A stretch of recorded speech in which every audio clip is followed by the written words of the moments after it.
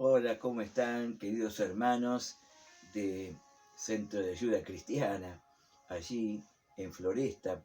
Aquí estamos una vez más para acompañarles en este estudio, en este día jueves, que estudio enseñanza de la palabra del Señor. Y estamos mirando un poquito sobre las Escrituras. Usted sabe que en el mes de octubre, especialmente el 31 de octubre, se recuerda, se celebra lo que fue, ¿no es cierto?, el Día de la Reforma, ¿no? Pero hace muchísimos años, ¿no es cierto? Pero justamente una de las cosas que procuró la Reforma es la vuelta a las Sagradas Escrituras. Hubo una reforma justamente, una protesta, ¿no? Por eso después se les llama a los protestantes, ¿no? Pero era el retorno, el volver a la palabra. Por eso que en una de las 5 solas que promulgó, ¿no es cierto?, esta reforma fue la sola escritura, la sola palabra del Señor, ¿no? Y es tan importante, porque sin la palabra no podríamos, no tendríamos nada, ¿no?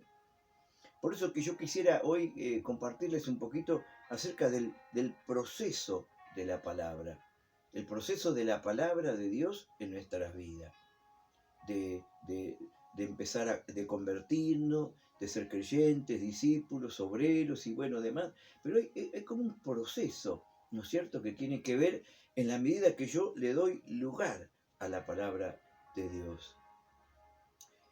Y tenemos en San Juan capítulo 8, vio que siempre decimos que los capítulos y versículos de la Biblia no son originales, fueron agregados después para facilitar su estudio, facilitar la memorización, la ubicación. Son muy prácticos, son muy interesantes, pero no son originales. Y lo digo porque quizás nosotros tenemos que leer todo el capítulo, ¿no es cierto? Porque hay títulos allí que lo ha puesto, digamos, las sociedades bíblicas, pero que, como decir, por ejemplo, tenemos San Juan 8:31, pero ya viene hablando del 30, y ahí hay como un corte, pero no tenemos que fiarnos por eso, ¿ves? Por eso les digo que hay que tener en cuenta eso cuando se lee, que los versículos o los títulos no corten lo que ya viene diciendo. Siempre hay que mirar el contexto, ¿no? Y este tema no empieza en el 31, empieza en el versículo 30, cuando dice, hablando él estas cosas, muchos creyeron en él. Y pareciera que ahí punto y arranca otra cosa. Pero mire lo que dice el 31. Dijo entonces Jesús a los judíos que habían creído en él. ¿Ve cómo es? Dice, hablando él esas cosas, muchos creyeron. Y Jesús dice, a los judíos que habían creído en él, Jesús les dice esto, ¿no? ¿Y qué es lo que les dice Jesús? Si vosotros permaneciereis en mi palabra, seréis verdaderamente mis discípulos. Y conoceréis la verdad, y la verdad os hará libres. ¿No es cierto? Ahí tenemos, en esos 3 versos, tenemos el desarrollo o el proceso de las escrituras en nuestras vidas. La importancia, ¿no? Cada uno tiene que ver, ¿no es cierto?, en qué nivel está de ese proceso. Por un lado, qué bueno poder oír la voz de Dios, oír la palabra, escuchar, prestar atención, prestar oído a oír la palabra del Señor. Qué bueno, ¿no? Ahora, oír tiene también que ver con creerla, con recibirla, aceptarla. Hay muchas personas que oyen la palabra, pero no creen, no la aceptan, no la reciben. Es decir, que el oírla no es suficiente, pero ya es un proceso. Oír la palabra. No cerrar el oído, no cerrar el corazón, oír la palabra de Dios, pero no es suficiente, ¿no? cuando uno lee ahí en Hechos capítulo 2, ¿no es cierto? Dice, y muchos, ¿no es cierto?, de aquellos que habían escuchado, dice, recibieron la palabra. En otro pasaje dice, y no les aprovechó el oír la palabra porque no fue acompañada con fe en las que lo oyeron. Entonces, ¿se da cuenta? Oír es importante, pero oírla con fe. Oírla es parte, pero no es todo. Oír, ¿no es cierto?, la palabra. Tener la disposición para escuchar lo que Dios quiere hablar, lo que Dios quiere decir, lo que Dios quiere hacer. Estar oyendo, estar en sintonía con Dios y a través de su palabra, de su revelación. Por eso tenemos primero, hablando Él estas cosas. Como dice, Dios habiendo hablado muchas veces y de muchas maneras. Dios nos ha hablado por el Hijo. Dios habla. Dios siempre estuvo hablando. Lo que sucede es que no siempre a veces lo estamos escuchando.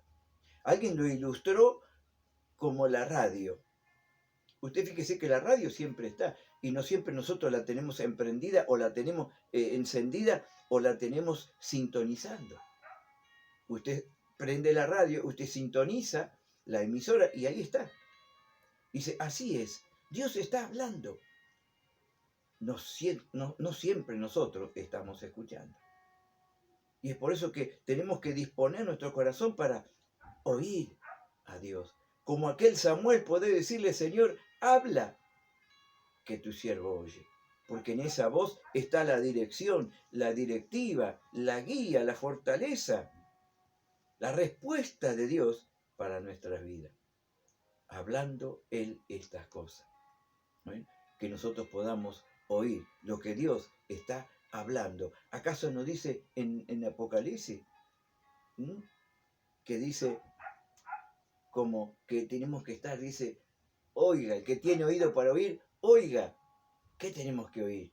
Lo que el Espíritu dice a la iglesia. Que el Señor nos ayude, ¿no? Ahora, también, ¿no es cierto? Vemos acá eso que esos eran oyentes primarios, ¿no? Como los judíos estos, que dice acá la Escritura, y creyeron en Él. Creyeron en Él. Muchos, oyendo estas cosas, creyeron en Él. Creer lo que Dios está hablando. Poder aceptarlo, poder recibirlo en nuestras vidas. Son procesos. Oír, creer a la palabra. No dudar, no poner peros, no creerla. Creer la palabra, recibirla, aceptarla con todo mi corazón. Es palabra de Dios. Como decía Pablo, palabra fiel, digna de ser recibida.